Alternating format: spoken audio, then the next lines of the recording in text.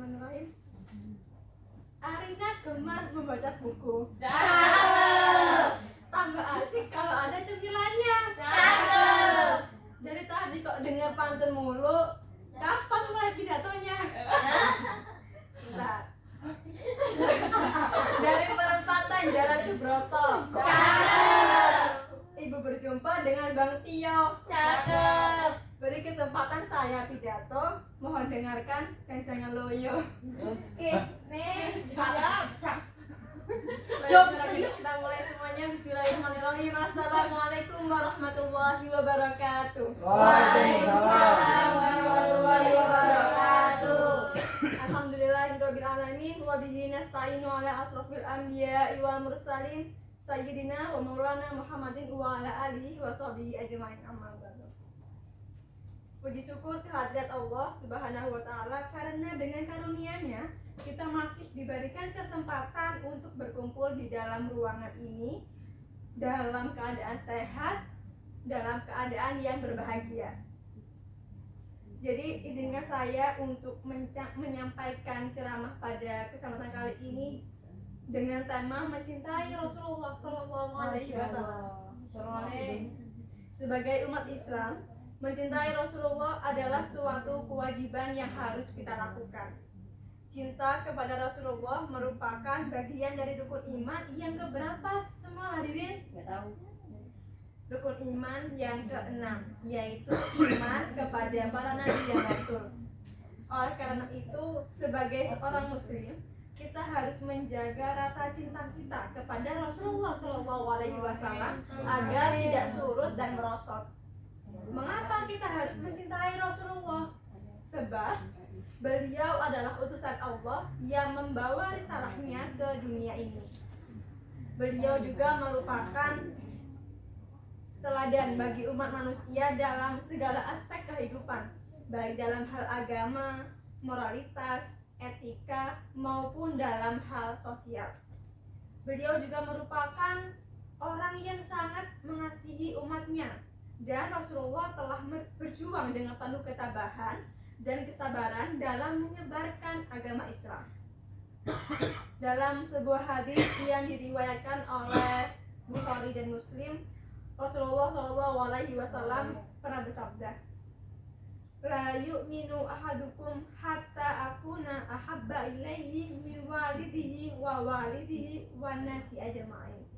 Yang artinya tidaklah beriman seorang di antara kalian sampai dia mencintai aku lebih dari cintanya kepada anaknya, orang tuanya, dan manusia semuanya. Iman yang dinafikan dalam hadis ini adalah kesempurnaan iman. Artinya, kalau ada seseorang di antara kita yang masih mencintai orang lain lebih besar cintanya ketimbang kepada Nabi Muhammad, maka dia tidak lantas kafir, tidak lantas keluar dari Islam, namun dia berdosa.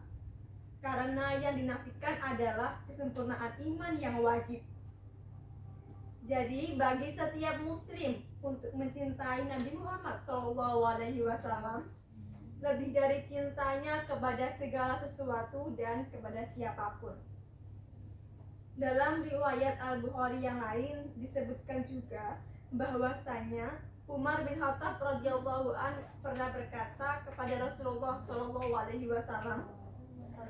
"Wahai Rasulullah, sesungguhnya engkau lebih aku cintai dari segala sesuatu kecuali diri saya sendiri." Maka Rasulullah mengatakan, "Tidak wahai Umar, demi Allah yang jiwaku berada di tangannya, sampai engkau menjadikan aku lebih engkau cintai dari segala sesuatu termasuk dari dirimu sendiri." Maka Umar bin Khattab mengatakan, "Sekarang wahai Rasulullah, sungguh engkau lebih aku cintai dari segala sesuatu termasuk dari diriku sendiri."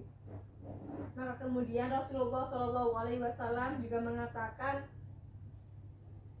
"Al-ana ya Umar, sekarang wahai Umar, baru benar."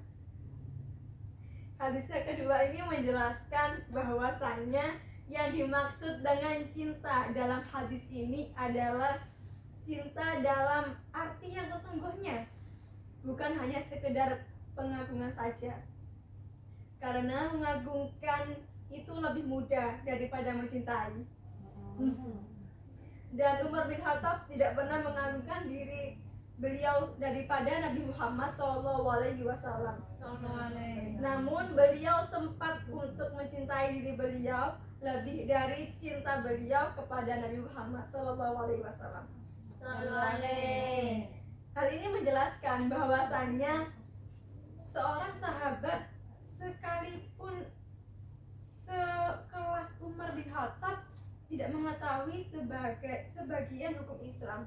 Namun lihatlah bagaimana ketika beliau mengetahui bahwasannya hal ini adalah sebuah kewajiban. Saat itu juga beliau menyatakan bahwasannya beliau mencintai Nabi Muhammad lebih dari cinta beliau kepada siapapun. Nabi Muhammad SAW layak untuk dicintai lebih dari siapapun dan lebih dari apapun. Karena faktor penyebab cinta seseorang kepada orang lain ada tiga. Yang pertama karena faktor fisik atau lahir. Misalnya karena parasnya yang menawan atau karena suaranya yang indah. Yang kedua karena faktor batin, internal, faktor atau karena inner beauty.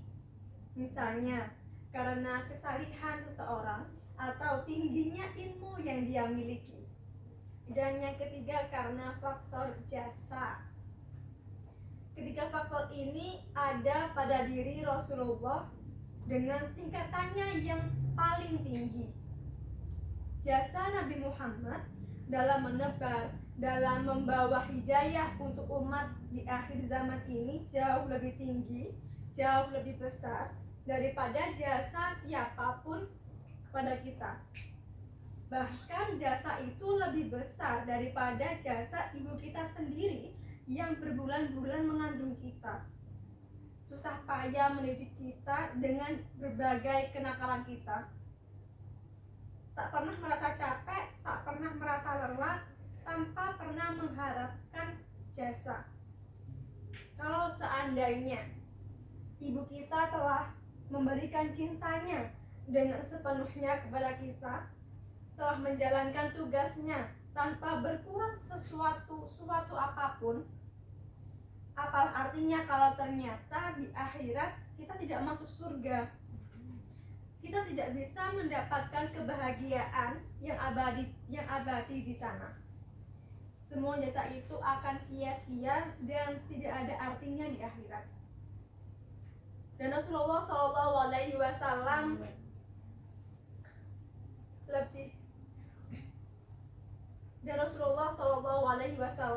adalah sebab yang telah Allah pilih agar kita bisa masuk surga, agar kita bisa merasakan kebahagiaan di alam kebahagiaan. Maka sudahkah kita mencintai Rasulullah lebih dari cinta kita kepada orang tua, lebih dari cinta kita kepada anak kita, lebih dari cinta kita kepada pasangan kita, lebih dari cinta kita kepada harta kita yang paling mahal? Kita tidak punya jawaban apapun kecuali satu, yakni mengatakan iya. Karena jawaban tidak membuat kita jatuh dalam dosa. Jawabannya jadi cuma satu, iya. Kalau belum, sadarilah itu adalah dosa dan jadikanlah diri kalian seperti Umar bin Khattab. Katakanlah, wahai Rasulullah, sekarang saya lebih mencintai engkau lebih dari cinta saya kepada siapapun. Agar kita selalu ingat kepada Rasulullah dan agar rasa cinta kita kepada Rasulullah ini semakin bertambah setiap harinya. Mari kita baca bersama-sama sholawat Jibril untuk hari ini semua. Sallallahu ala Muhammad, sallallahu alaihi wasallam, sallallahu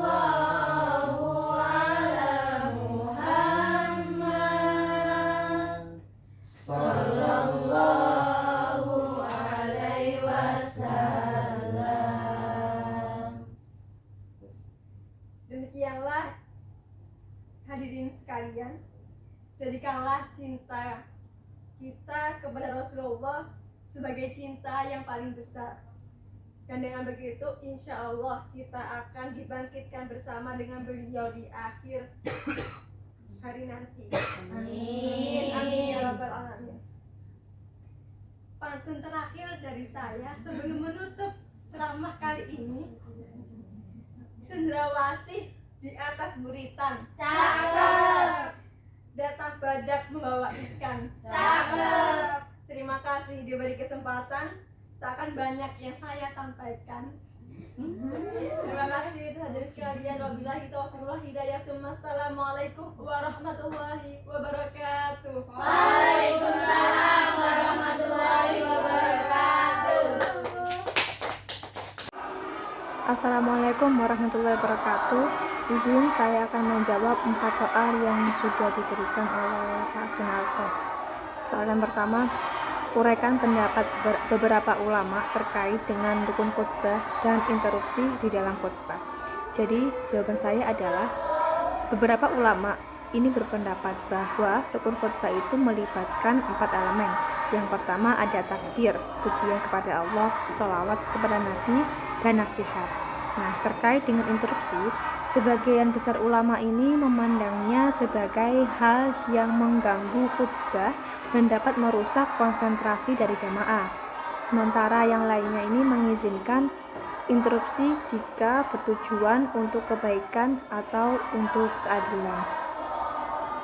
Lalu, pertanyaan yang kedua, ceramah, khutbah, dan kultum di mana letak perbedaannya? Dan dalam konteks apa penerapannya masing-masing? Coba Anda analisa. Jawaban saya adalah ceramah pada umumnya ini bersifat lebih bebas dan lebih informal. Sedangkan khutbah memiliki format tetap dengan rukun-rukunnya. Sementara kultum adalah penyampaian pendek dengan tema tertentu. Penerapan masing-masing ini bergantung pada konteksnya. Semisal ceramah untuk memberikan informasi yang luas, khutbah dalam konteks ibadah dan formalitas, dan kultum untuk memberikan pesan ringkas dalam konteks pengajian atau pertemuan keagamaan. Lalu untuk pertanyaan yang ketiga, imam dan khotib perempuan dalam kasus Aminah Wadud dan Panji Gumilang, apa yang Anda dapat kemukakan dan bagaimana pendapat MUI? Jawaban saya adalah pada kasus Aminah Wadud dan Panji Gumilang yang melibatkan peran imam dan khotib perempuan, pada umumnya MUI atau Majelis Ulama Indonesia ini menilai peran imam dan khotib bisa dilakukan oleh laki-laki. Namun, ada variasi pendapat yang tergantung pada interpretasi ajaran agama dan konteks sosial dalam masyarakat. Lalu pertanyaan yang keempat, demam panggung seringkali menghinggapi siapa saja, baik pada orator pemula maupun orator ulung. Mengapa ini bisa terjadi? Apa sebab dan bagaimana cara mengatasinya? Jadi jawaban saya adalah demam panggung seringkali dialami oleh orator pemula maupun oleh seorang orator ulung karena tekanan dan ketegangan di depan publik. Hal ini bisa disebabkan oleh rasa gugup, kurangnya persiapan atau ketidakpastian. Nah, cara mengatasinya ini dengan melibatkan banyak-banyak latihan, mempersiapkan persiapan yang matang, dan pengelolaan stres. Nah, orator ini perlu memahami materi secara mendalam dan berlatih tampil di depan orang lain untuk membangun kepercayaan diri dan untuk mengurangi tekanan. Jadi sekian pertanyaan dan jawaban dari saya. Wassalamualaikum warahmatullahi wabarakatuh. Assalamualaikum warahmatullahi wabarakatuh. Jadi di video kali ini saya akan mereview ceramah dari Ning Umi Laila yang waktu itu bertempat di Desa Tupak Bangusari. Ada 4 poin yang saya tangkap dari ceramah Ning Umi Laila. Yang pertama, yakni tentang sedekah. Ciri-ciri orang yang kaya adalah orang yang suka bersedekah. Nah, sedekah yang banyak tetapi tidak ikhlas itu lebih baik, kata Ning Umi. Karena apa? Karena kalau kita menunggu ikhlas, dan kapan kita akan bersedekah? Nah, timbulnya sikap ikhlas ini hadir ketika kita bersedekah karena sudah terbiasa, yakni terbiasa dalam hal bersedekah. Kemudian poin yang kedua adalah Allah menutup aib hambanya. Kadang nih kita tuh sangat gampang melihat kesalahan atau aib orang lain, tetapi tidak bisa melihat kesalahan atau aib yang ada dalam diri kita sendiri. Padahal Allah itu sangat menjaga dan menutup rapat aib hambanya.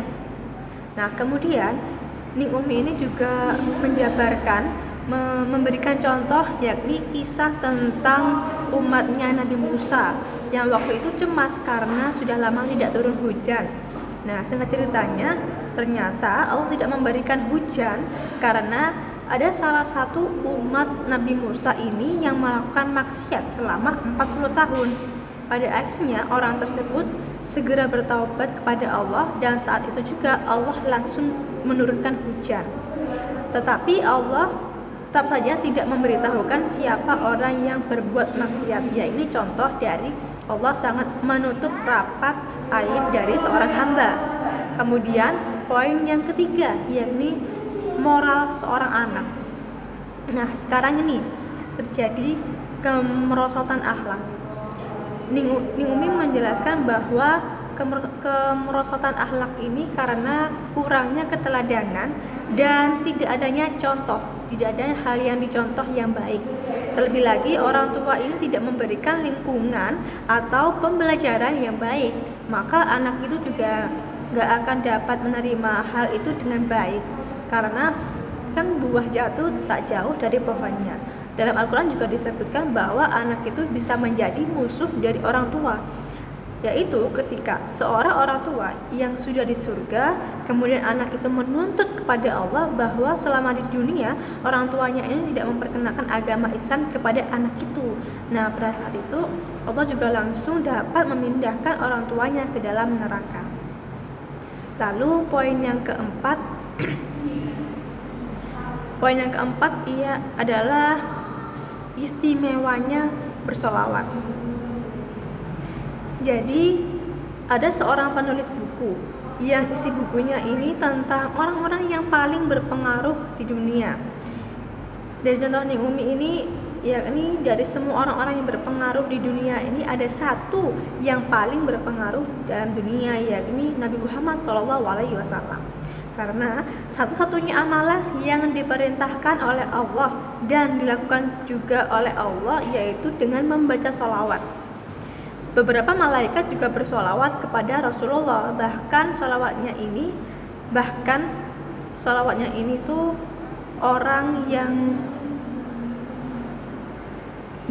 sholawat orang yang sombong pun diterima oleh Allah. Nah, itulah beberapa dari keistimewaan kita dalam membaca sholawat Nabi.